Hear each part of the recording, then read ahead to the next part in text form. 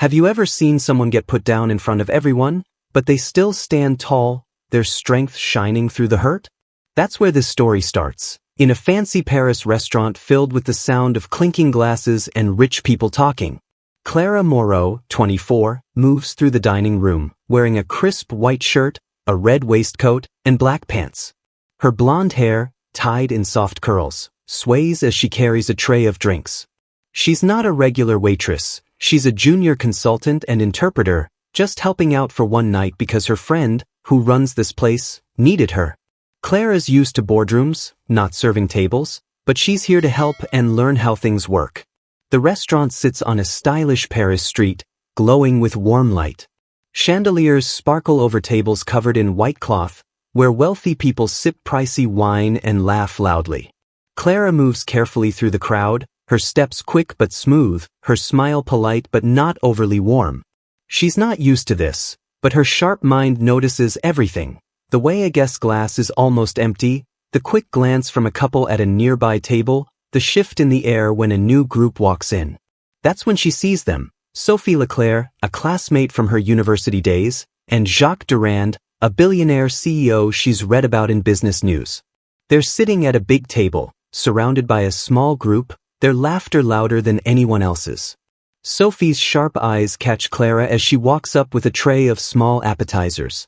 Sophie's lips twist into a smirk, her hand pausing as she holds a glass of champagne. Clara? Clara Moreau? Her voice cuts through the restaurant's noise, loud enough to make people turn and look.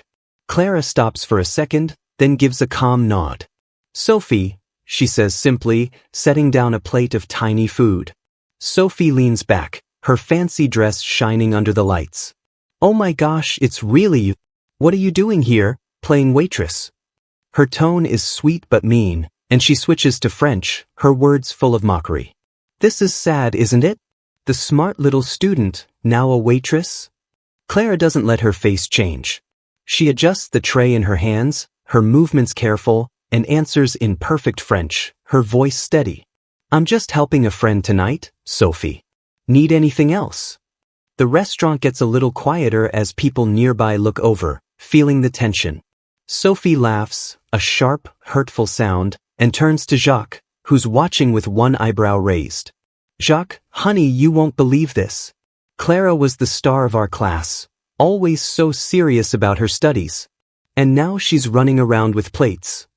Jacques, in a suit that screams money, laughs softly, looking at Clara like she's just part of the scenery. That's quite a drop, huh? He says, his voice smooth but cold. Clara's fingers grip the tray a little tighter, but her face stays calm. She sets down another plate, her hands steady, and gives a small smile. It's honest work, she says quietly, her words strong in a soft way that makes a guest nearby stop drinking for a moment. Sophie rolls her eyes and tosses her hair. Honest? Oh, Clara, don't act so high and mighty. You're making a fool of yourself. She switches back to English, talking louder to make sure more people hear. Didn't you used to talk about big dreams? And now you're cleaning tables. The words hurt, but Clara doesn't show it. She pours water into a glass at their table, her hands steady, her eyes meeting Sophie's with a calm strength that makes Sophie pause for a second. The other people at the table, business folks and fancy types, look uneasy. An older woman with a pearl necklace frowns a little, her eyes staying on Clara's steady face. A man in a sharp suit whispers something to the person next to him, his voice sounding like he doesn't like what's happening, but not because of Clara. The restaurant feels heavy, its fancy vibe clashing with the mean words being thrown around. Jacques leans forward, his smirk growing. So, Clara, is this what you wanted back in school? Serving people like us? His words are meant to sting, and Sophie laughs again, loving his jab. Clara pauses for just a moment, then stands up straighter. Her blonde curls catch the light as she tilts her head slightly. I'm learning, she says, her voice clear and her French perfect. Serving shows you a lot about people. There's a quick look in Jacques' eyes. Maybe he's curious, but Sophie jumps in before he can say anything. Learning? Come on. You're just stuck, Claire. Don't act like this is some big life lesson. Her laughter rings out again, loud and mean, and she waves her hand like she's shooing Clara away. Go get us more wine, okay? That's your job. Clara's jaw tightens, but she stays calm. She nods once, her eyes steady, and turns to walk back to the kitchen. Her tray doesn't shake, and her steps don't waver. Behind her, Sophie's laughter echoes, joined by Jacques' quiet chuckle and a few weak laughs from their group. Other people in the restaurant go back to their food, but some keep watching Clara, their faces showing a mix of feeling sorry for her and respecting her. The older woman with the pearl necklace shakes her head a little, her lips tight. Clara slips through the kitchen doors, her red waistcoat disappearing, leaving Sophie's mocking laughter ringing in the air like a bad taste. The restaurant hums again as Clara moves out of sight, but the mood feels different now. The clinking glasses and soft chatter can't quite cover the sting of what just happened. In the kitchen, Clara sets her tray down, her hands still steady, her face still composed. She takes a slow breath, her eyes focused, like she's thinking through every word that was said.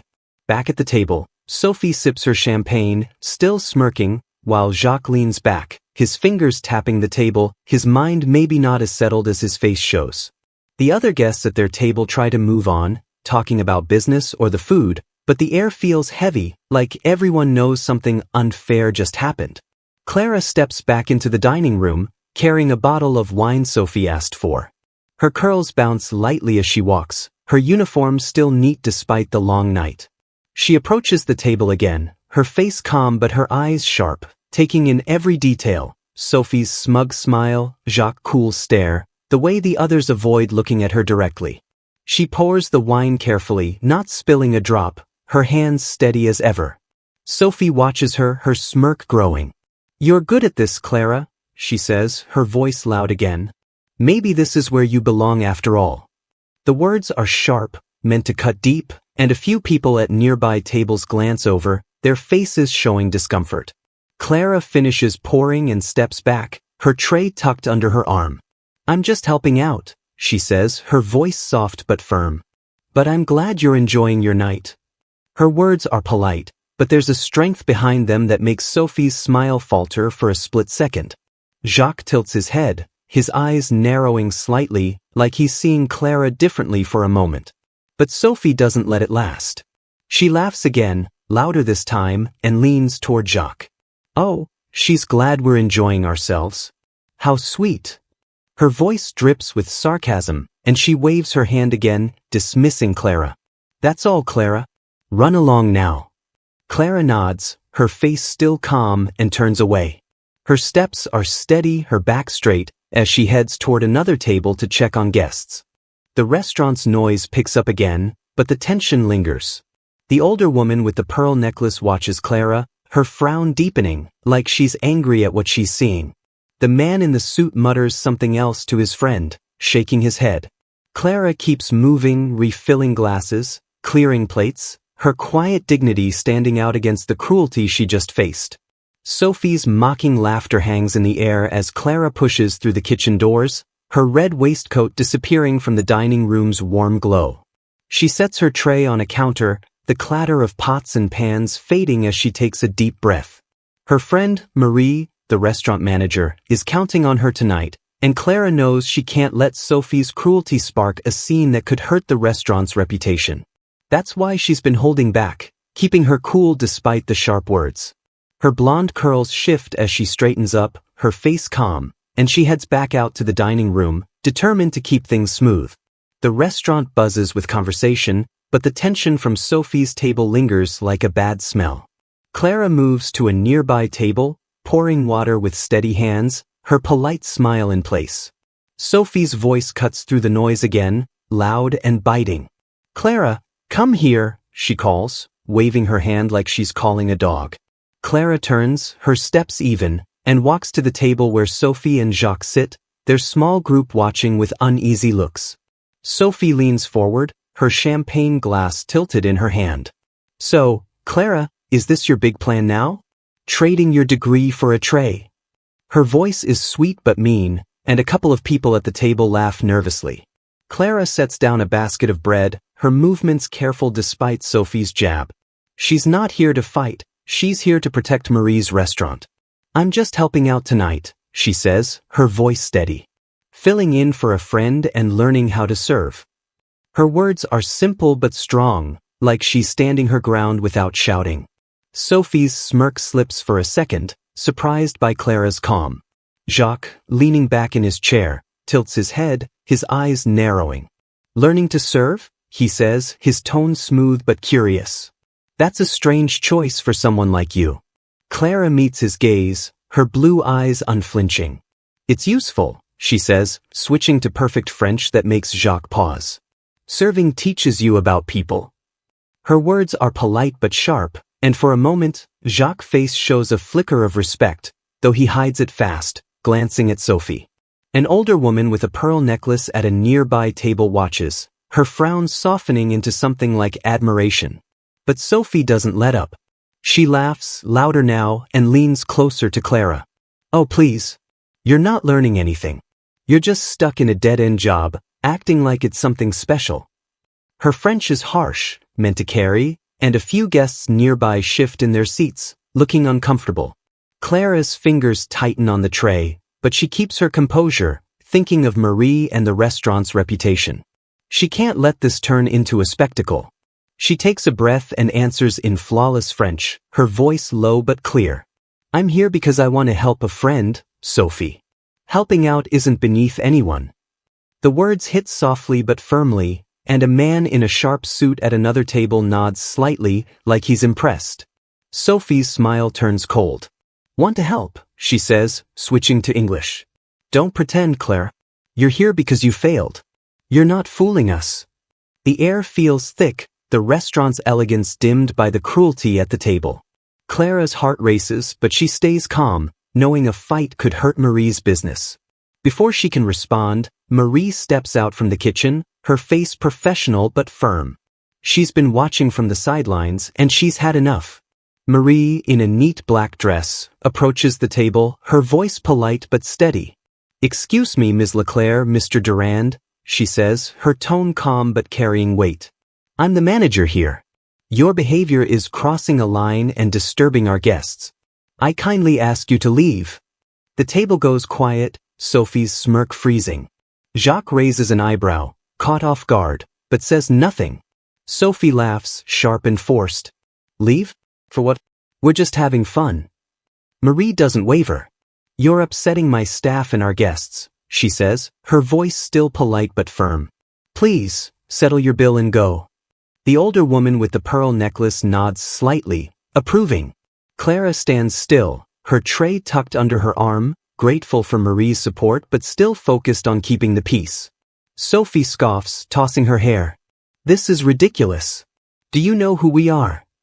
Marie doesn't flinch. "I know you're disrupting my restaurant. Please leave." Jacques leans forward, his fingers tapping his glass, his face unreadable. "Let's not make a fuss," he says to Sophie, his voice low, but he's clearly annoyed. Sophie glares at Marie, then at Clara, her eyes burning. "Fine," she snaps, grabbing her purse. "But Clara, don't think this makes you anything special. You're still just a waitress." She spits the last word like it's poison, standing up with a dramatic flourish. Clara stays calm, her face steady. She's not here to win a fight, she's here to help Marie. "I'm not just anything," she says quietly, back in English. "I'm doing what matters to me tonight." Her words are soft but powerful, and they hit Sophie like a slap. Jacques pauses, his eyes on Clara, a hint of surprise breaking through his cool mask. The man in the suit at the other table mutters something, nodding in approval. Sophie's face twists, but she doesn't respond. She's too busy storming toward the exit, Jacques and their group trailing behind.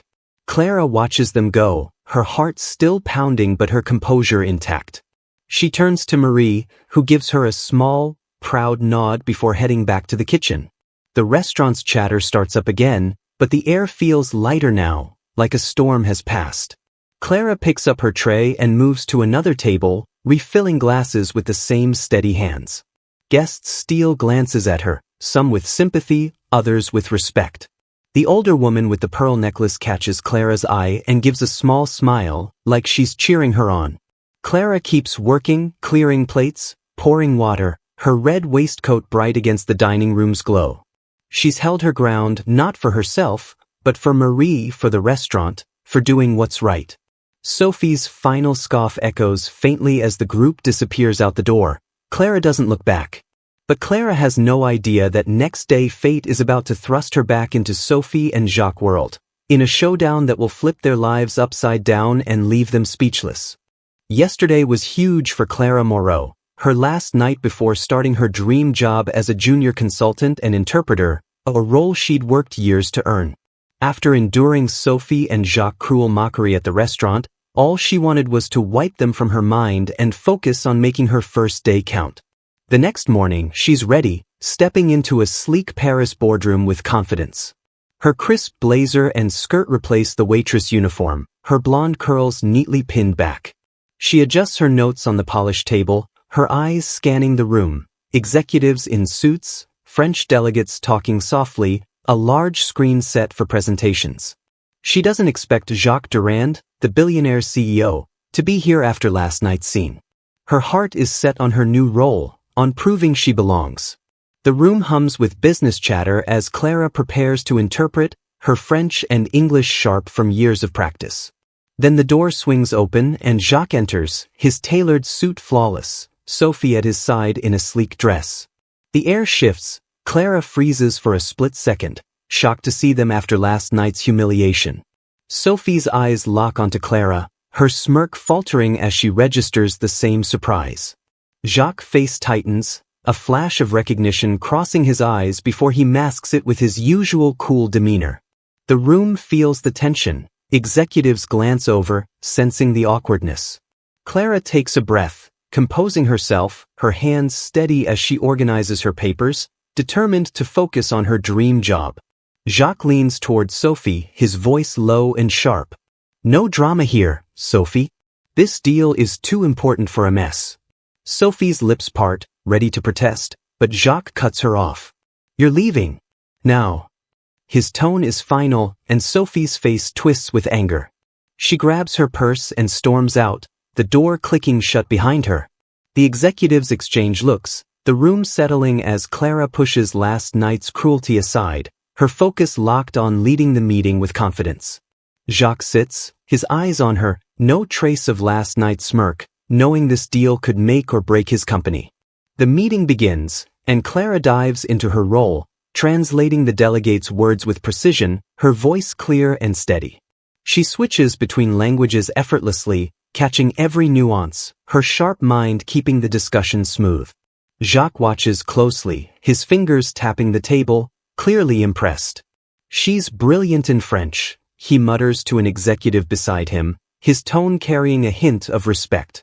Clara stays composed, her confidence growing as she guides the meeting, proving she's more than the waitress they mocked.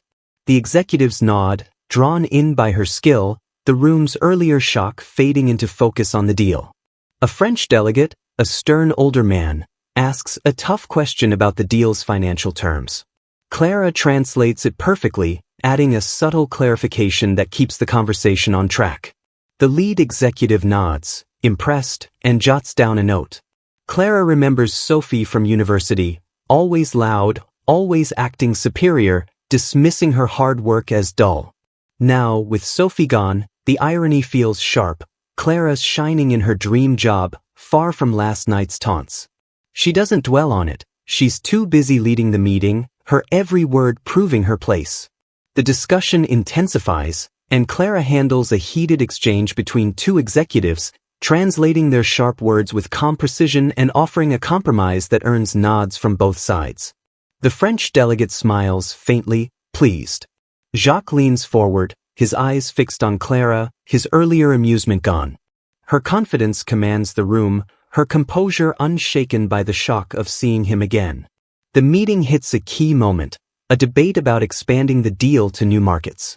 Clara not only translates but shares a sharp insight about French market trends, drawing on her studies.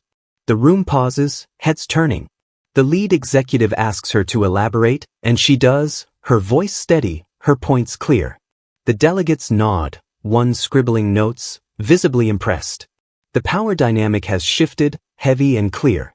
Last night's mockery feels distant, irrelevant against Clara's quiet authority. She doesn't gloat, she doesn't need to. Her work speaks louder, every translation, every suggestion, building her credibility. The French delegate thanks her directly, his tone warm, and the lead executive adds, "You've been invaluable, Ms. Moreau." Clara nods, her face professional but her heart soaring with pride. Her first day at her dream job is a triumph, and Jacques' presence only sharpens her success. She's left their cruelty behind, focused on the future she's building. As the meeting wraps up, the deal is sealed, thanks in part to Clara's clarity and quick thinking. Executives shake hands, and the French delegates praise her work, one asking for her card. Jacques stands, his eyes lingering on Clara. As the room empties, he approaches her, his expression softer, almost hesitant. "Ms. Moreau," he says, his voice low, "I owe you an apology for last night. I was wrong to join in. You're clearly exceptional." Clara meets his gaze, her composure steady, and nods slightly. "Thank you," she says simply, her tone professional but firm. She collects her notes, her blonde curls catching the morning light through the boardroom windows. The lead executive pulls her aside, praising her and hinting at bigger roles. Clara smiles, polite but genuine, her modest background fueling her drive. She steps out of the boardroom, head high, no longer the waitress, but Clara Moreau, rising fast, earning respect with every step. That was today's story. If it moved you, hit that like button, share it with a friend who appreciates a powerful twist, and subscribe for more cinematic tales that linger long after the screen fades. Let us know in the comments where you're watching from.